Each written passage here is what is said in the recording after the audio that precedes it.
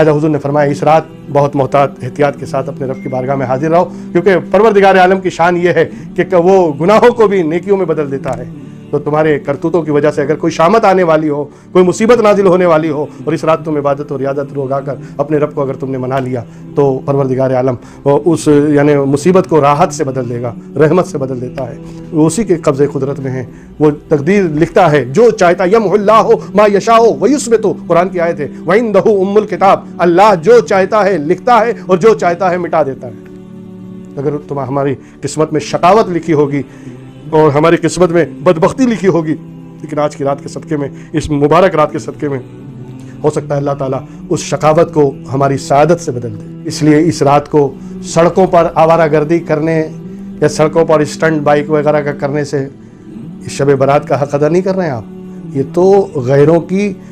جاگرن کی نقل کی جا رہی ہے۔ بلکہ شب برات تو یہ ہے کہ سر سجدے میں ہو، آنکھوں میں آنسو ہو، زبان پہ درود و سلام ہو، اللہ کی بارگاہ میں توبہ اور استغفار ہو، بارگاہ الہی میں روئیں۔ وبرکاتہ۔ ماہ شعبان المعظم جو ہمارے اور سبھی کے سروں پہ سایہ فگن ہے، اس کے رات و دن، شب و روز، اس کے ایک ایک لمحات نہایت قیمتی ہیں،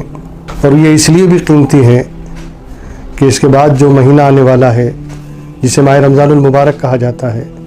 اس کی تیاری کا اور اس کی پریپریشن کا مہینہ ہے یہ۔ سرکار ابد قرار احمد مختار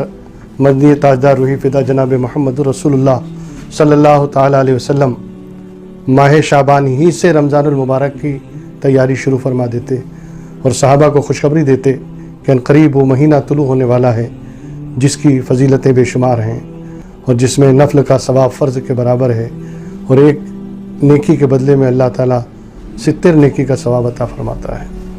لہذا پہلے ہی سے تیاری، آپ دیکھیں نا، کوئی بھی چیز، کوئی بھی انعام و اکرام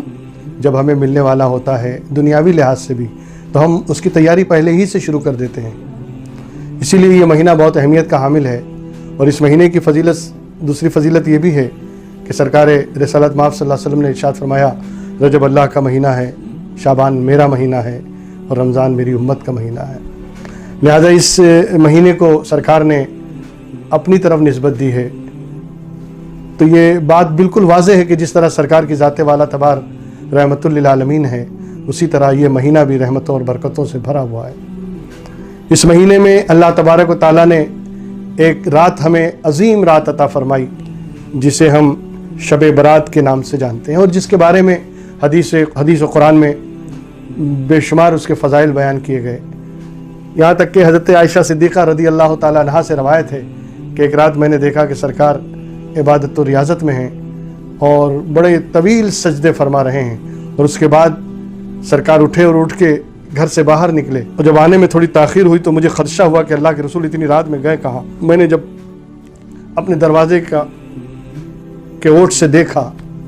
پردہ ہٹا کے، تو میں نے دیکھا کہ سرکار جنت البقیع میں تشریف فرما ہیں، اور کافی دیر تک سرکار دعائیں فرما رہے ہیں۔ پھر جب واپس آئے، آ کے پھر سرکار مصلی پہ کھڑے ہوئے اور سجدے میں گئے تو اتنا طویل سجدہ فرمایا کہ حضرت عائشہ صدیقہ کہتی ہیں کہ مجھے خدشہ ہوا کہ آیا حضور کو کوئی تکلیف تو نہیں ہوئی۔ میں نے ہاتھ لگا کے چھوا، دیکھا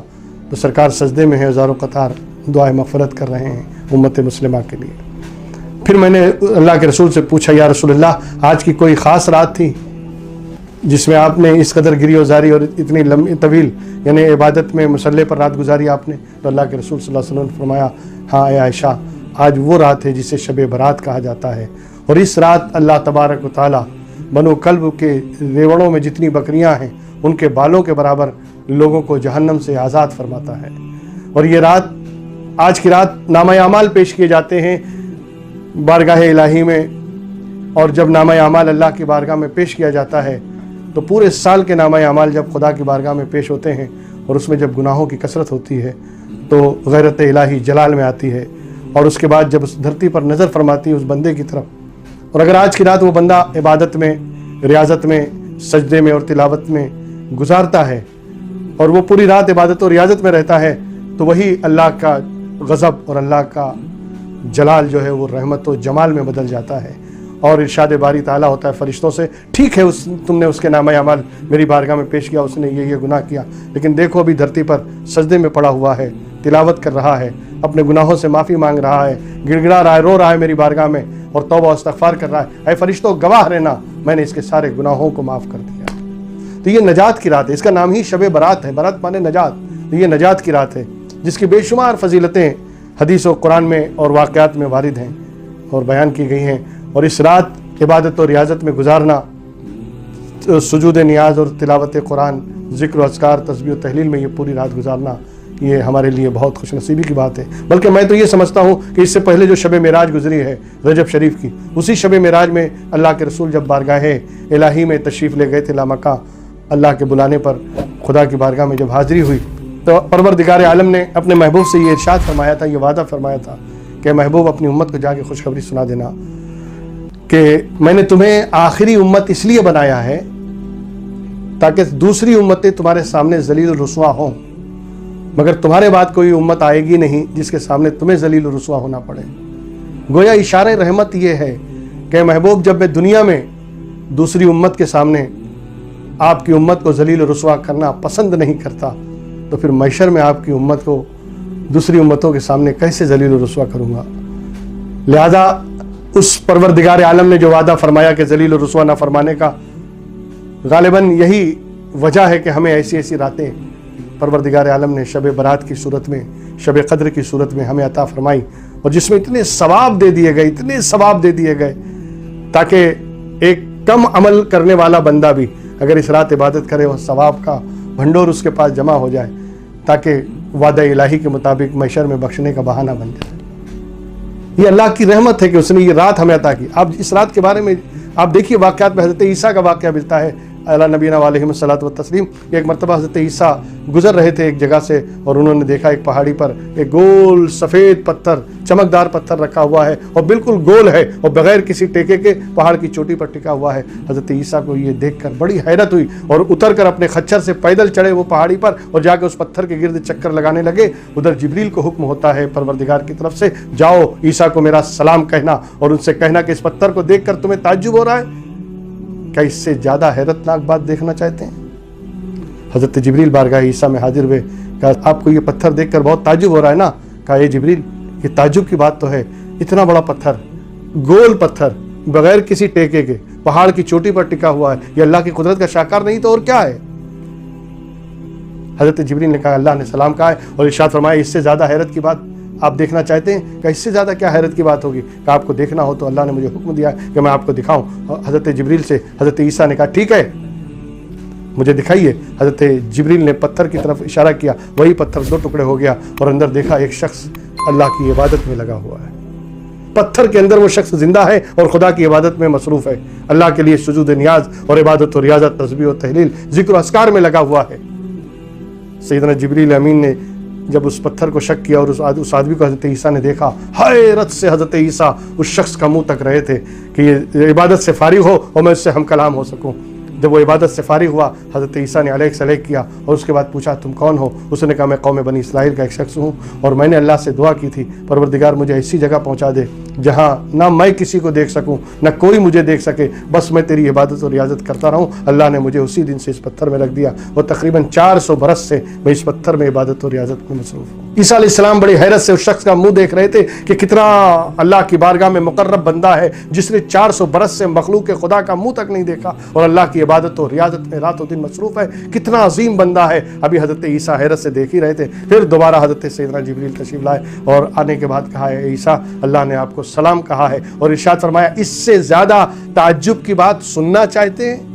حضرت عیسیٰ نے کہا اس سے زیادہ حیرت اور تعجب کی بات کیا ہوگی جبریل؟ 400 برس سے یہ بندہ بغیر کسی سے ملے جلے اور بغیر کسی کا چہرہ دیکھے مخلوق خدا سے قطع تعلق کر کے صرف اپنے مالک کی عبادت میں لگا ہوا ہے اور اللہ نے اس کے لیے انتظام کیا ہے پتھر کے اندر، یہ کتنا مقرب بندہ ہے اللہ کا۔ اس سے زیادہ حیرت اور تعجب کی بات آپ کیا سنانا چاہتے ہیں؟ کہا سننا چاہتے ہیں؟ اللہ نے ارشاد فرمایا، کہا سناؤ، کہا سنو۔ اللہ نے ارشاد فرمایا میرے عزت و جلال کی قسم ہے مجھے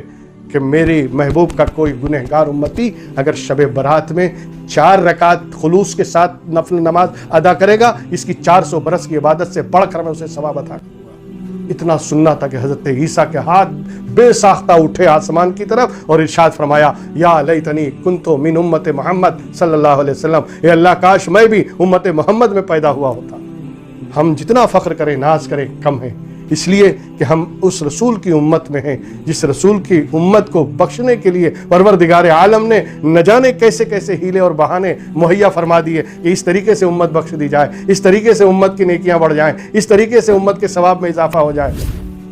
مثالیں بہت ساری ہیں، لیکن چونکہ شب برات کا معاملہ ہے اس لیے میں شب برات ہی کے تعلق سے آپ کی خدمت میں عرض کروں گا کہ پروردگار عالم یہ جو رات ہے یہ بجٹ کی رات ہے۔ اس رات اللہ تعالیٰ، اللہ کے رسول فرماتے ہیں، اس رات پروردگار عالم پورے سال ہونے والے جتنے بھی حادثات ہیں، واقعات ہیں، انسیڈنٹس ہیں اور جتنے بھی یعنی معاملات ہیں وہ سب آج کی رات طے کر دیا جاتا ہے۔ اتنے لوگ مریں گے، اتنے لوگ پیدا ہوں گے، اتنے لوگ جئیں گے، ان کی روزی اتنی بڑھے گی، ان کی روزی چھین لی جائے گی، وہ سارے معاملات آج کی رات طے کر دیے جاتے ہیں۔ لہذا حضور نے فرمایا اس رات بہت محتاط احتیاط کے ساتھ اپنے رب کی بارگاہ میں حاضر رہو، کیونکہ پروردگار عالم کی شان یہ ہے کہ وہ گناہوں کو بھی نیکیوں میں بدل دیتا ہے۔ تو تمہارے کرتوتوں کی وجہ سے اگر کوئی شامت آنے والی ہو، کوئی مصیبت نازل ہونے والی ہو اور اس رات تم عبادت اور ریاضت روگا کر اپنے رب کو اگر تم نے منا لیا تو پروردگار عالم اس یعنی مصیبت کو راحت سے بدل دے گا، رحمت سے بدل دیتا ہے۔ وہ اسی کے قبضے قدرت میں ہے، وہ تقدیر لکھتا ہے جو چاہتا ہے۔ یمحو اللہ ما یشاء ویثبت، قرآن کی آیت ہے، وعندہ ام الکتاب، اللہ جو چاہتا ہے لکھتا ہے اور جو چاہتا ہے مٹا دیتا ہے۔ اگر ہماری قسمت میں شقاوت لکھی ہوگی اور ہماری قسمت میں بدبختی لکھی ہوگی، لیکن آج کی رات کے صدقے میں، اس مبارک رات کے صدقے میں ہو سکتا ہے اللہ تعالیٰ اس شقاوت کو ہماری سعادت سے بدل دے، ہماری نیکیوں سے بدل دے اور اس مصیبت کو راحت میں تبدیل فرما دے۔ اس لیے اس رات کو سڑکوں پر آوارہ گردی کرنے یا سڑکوں پر اسٹنٹ بائک وغیرہ کا کرنے سے اس شب برات کا حق ادا نہیں کر رہے ہیں آپ۔ یہ تو غیروں کی جاگرن کی نقل کی جا رہی ہے، بلکہ شب برات تو یہ ہے کہ سر سجدے میں ہو، آنکھوں میں آنسو ہو، زبان پہ درود و سلام ہو، اللہ کی بارگاہ میں توبہ اور استغفار ہو، بارگاہ الہی میں روئیں، گڑگڑائیں، اپنے گناہوں سے معافی مانگیں۔ یہ ہے شب برات کا اصل مقصد۔ اور اس رات میں تقدیریں لکھی بھی جاتی ہیں، مٹائی بھی جاتی ہیں، تقدیریں بڑھائی بھی جاتی ہیں، رزق میں اضافہ بھی کیا جاتا ہے۔ حدیث پاک میں آیا کہ اس رات مغرب سے لے کر صبح صادق تک پروردگار عالم آسمان دنیا پر تجلی فرماتا ہے اور آواز دیتا ہے کوئی مانگنے والا میں اسے عطا کروں، ہے کوئی روزی مانگنے والا میں اسے رزق دوں، ہے کوئی حاجت روا کہ میں اس کی حاجت پوری کروں، ہے کوئی بیمار کہ میں اسے شفا عطا کروں، ہے کوئی ایسا قرض دار جو میں اس کے قرض سے سبکدوشی اور نجات عطا کروں۔ اس طرح کی آوازیں صبح صادق تک پروردگار عالم کی طرف سے ندا کی جاتی ہے۔ آپ سوچیں سال بھر ہم اس کی رحمت کو تلاش کرتے ہیں اور اس رات اللہ کی رحمت اپنے بندوں کو تلاش کر رہی ہے،